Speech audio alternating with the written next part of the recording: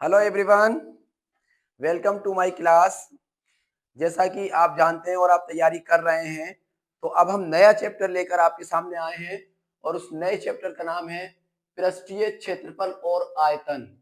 कक्षा 10 का ये चैप्टर है, 13 चैप्टर है एनसीईआरटी की बुक में। तो पहले इनके फॉर्मूलों को समझ लीजिए आप, फिर उसके बाद इसके क्वेश्चंस करेंगे। तो जैसे ये बेलन के बारे में बात आई पहले, तो आप जानते हैं इस टाइप की शेप जो होती है बेलन कहलाती है। ये बेलन की ऊंचाई होती है, इसे एच से डिनोट करते हैं, और इसकी त्रिज्या को यानी रेडियस को आर से डिनोट करते हैं। इसे हमने ओ ए कहा, ओ ए इसकी त्रिज्या है और ए बी इसकी हाइट है। हाइट को एच हो जाता है और रेडियस को ओ ए को रेडियस यानी त्रिज्या, त्रिज्या को आर से डिनोट किया जाता है। बेलन का वक्र पृष्ठ होता है।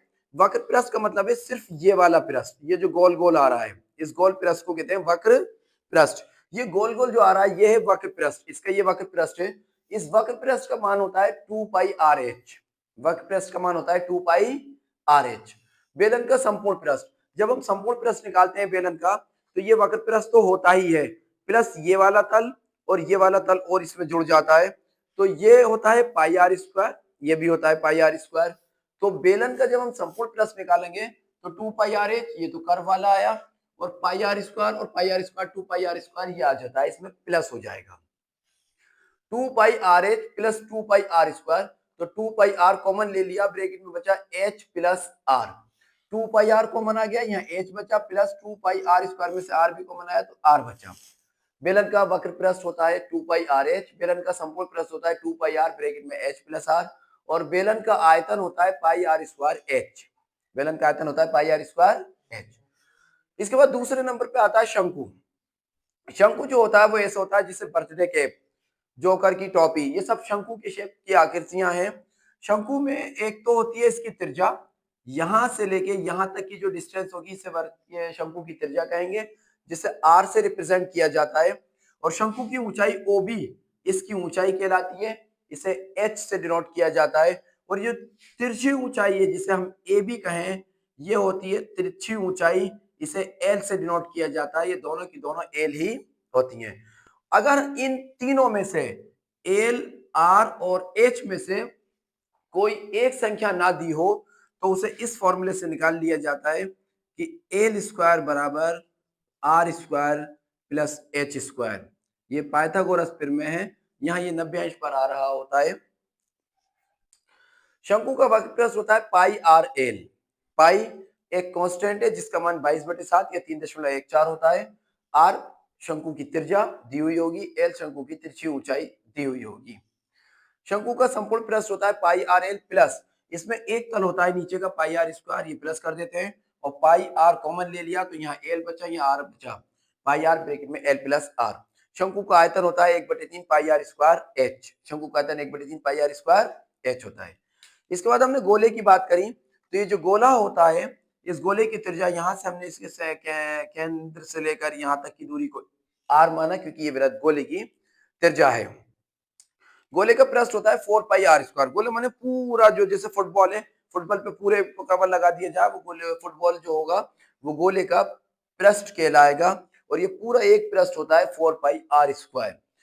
गोले का आयतन होता है 4/3 पाई आर की क्यूब। अर्धगोला, अर्धगोले का मतलब ये हुआ इस गोले को बीच में से काट दिया जाए, जैसे कटा हुआ नींबू होता है उस शेप में। तो अर्धगोले का वक्र पृष्ठ होता है 2 पाई आर स्क्वायर, पूरे का 4 पाई आर स्क्वायर, आधे का 2 पाई आर स्क्वायर।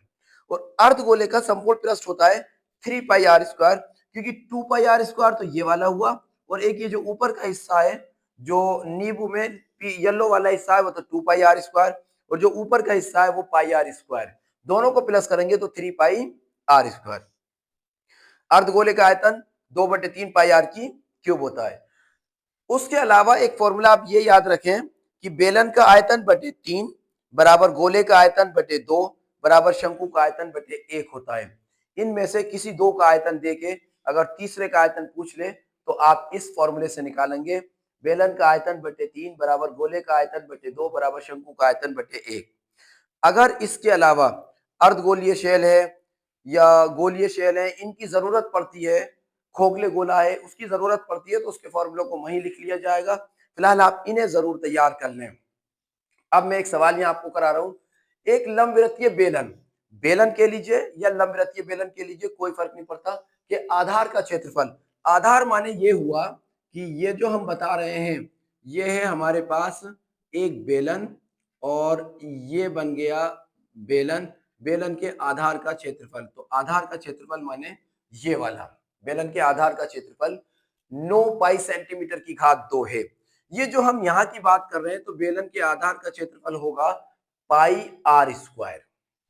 बेलन के आधार का क्षेत्रफल, बेलन के आधार का क्षेत्रफल, बेलन के आधार का क्षेत्रफल आपको दिया है 9 पाई, बेलन के आधार का क्षेत्रफल दिया है 9 पाई। और बेलन के आधार का क्षेत्रफल क्योंकि वृत्त के आकार में होता है, बेलन के आधार का क्षेत्रफल होगा पाई आर स्क्वायर बराबर 9 पाई।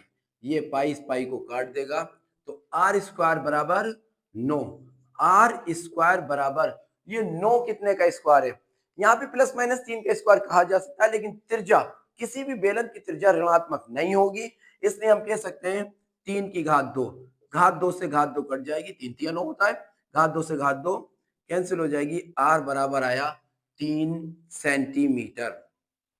सेंटीमीटर कहां से पता लगा, क्योंकि इसका क्षेत्रफल दिया था, बेलन के आधार का क्षेत्रफल 9 पाई सेंटीमीटर की घात 2, यानी इसमें यूनिट सेंटीमीटर यूज की जा रही है।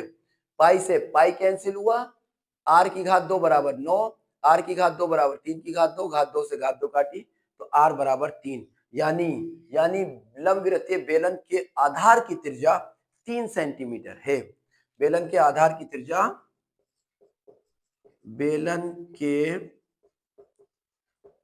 आधार की त्रिज्या बराबर है 3 सेंटीमीटर। आप इसका भी स्क्रीनशॉट ले लीजिए, इससे आगे सवाल फिर अभी हम करते हैं। अब ये कुछ क्वेश्चंस और हैं, आप इन्हें भी देखिए और समझिए इनको। यदि दो गोलों के आयतनों का अनुपात 27:64 है, जब दो गोलों की बात हो रही है तो एक को हम प्रथम गोला कह देते हैं, एक को दूसरा गोला, यानी पहले गोले का अनुपात और दूसरे गोले का अनुपात। अनुपात को बटे में लिखा जा सकता है, अनुपात को बटे में लिखा जा सकता है, तो हमने लिखा पहले गोले का क्या दिया है, ये आयतन, पहले गोले का आयतन बटे दूसरे गोले का आयतन,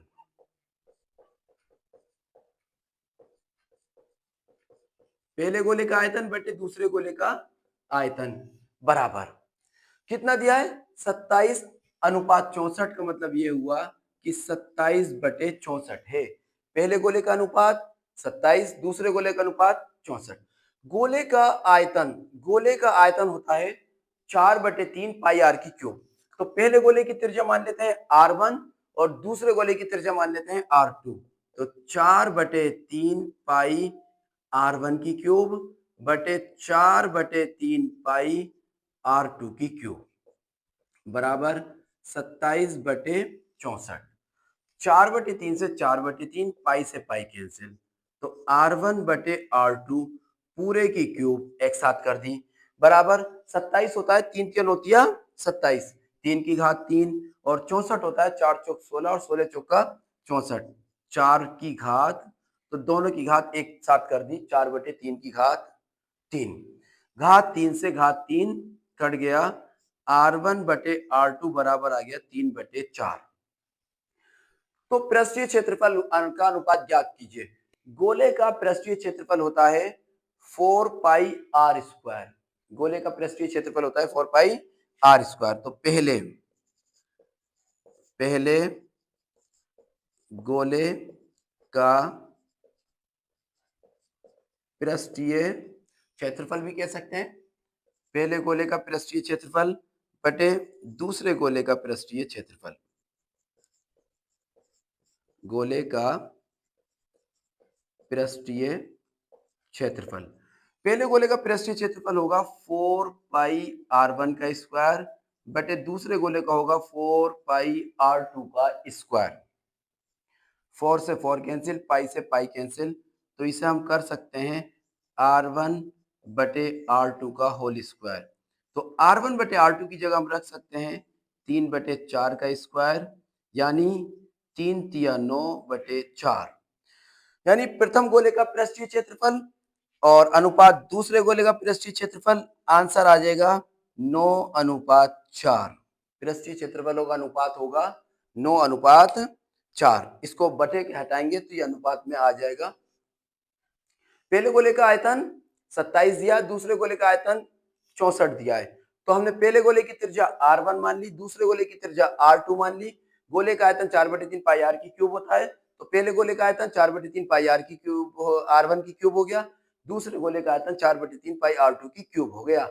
4/3 से 4/3 कैंसिल, पाई से पाई कैंसिल, R1 बटे R2 की होल क्यूब एक साथ ले ली, 3 तिया 9 तिया 27 बटे 4 चौक 16 चौका 64, 3/4 की घात 3, घात 3 से घात 3 काटा, R1 बटे R2 बराबर 3/4।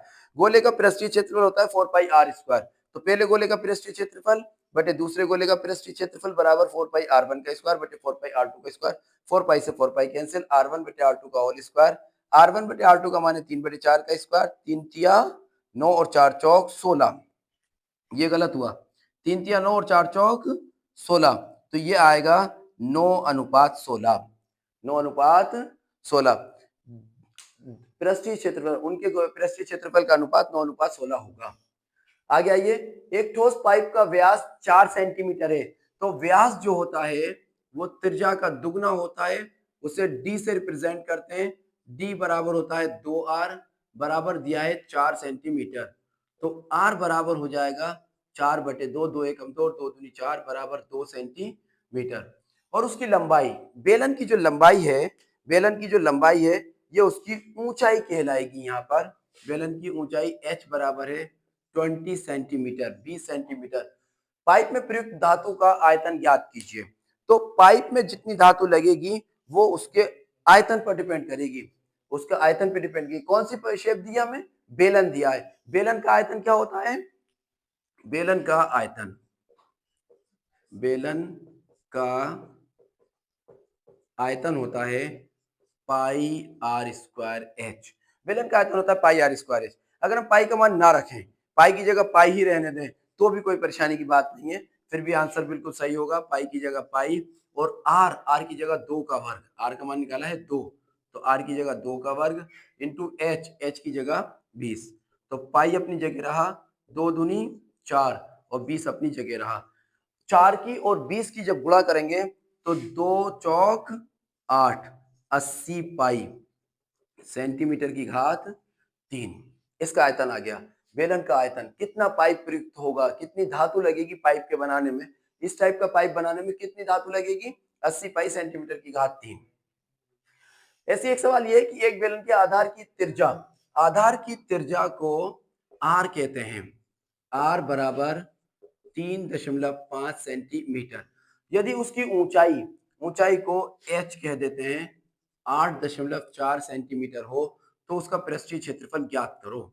गोले का, गोले का नहीं बेलन का, बेलन का पृष्ठीय क्षेत्रफल, बेलन का पृष्ठीय क्षेत्रफल होता है 2 पाई आर एच, बेलन का पृष्ठीय क्षेत्रफल होता है 2 पाई आर एच, बेलन का पृष्ठीय क्षेत्रफल होता है 2 पाई आर एच। अब 2 की जगह जरा यहां लिख लेते हैं, जगह कम होने की वजह से 2 की जगह 2, पाई की जगह पाई रहने दीजिए, आर की जगह 3.5 मल्टीप्लाई एच, एच की जगह 4.8.4, इन सब की गुणा कर दीजिए, पाई की जगह पाई रहने दीजिए, और अगर पाई को मान रखना चाहते हैं 22/7 तो वो भी रख दीजिए, कोई परेशानी की बात नहीं है। तो अगर हम 3.5 की 2 में गुणा करेंगे तो 7.0 पाई गुणा 8.4, 7.0 का मतलब हुआ 7, तो 8.4 में 7 की गुणा करो, 7.0 का मतलब हुआ 7, 0 हटा दीजिए, पॉइंट भी नहीं दिखेगा। 7 चौक 28, 28 का 8 हासिल के 2, 7 अट्ठे 56, 56 और 2 58, और एक अंक के बाद दशमलव आ जाएगा, तो ये आ गया 58.8 पाई सेंटीमीटर स्क्वायर, क्योंकि पृष्ठीय क्षेत्रफल है, सेंटीमीटर स्क्वायर पृष्ठीय क्षेत्रफल है। आप इसका स्क्रीनशॉट ले लीजिए और इन्हें तैयार कर लीजिए। अगर कोई डाउट हो तो कमेंट्स में मुझसे पूछ लीजिए और इन्हें तैयार कीजिए।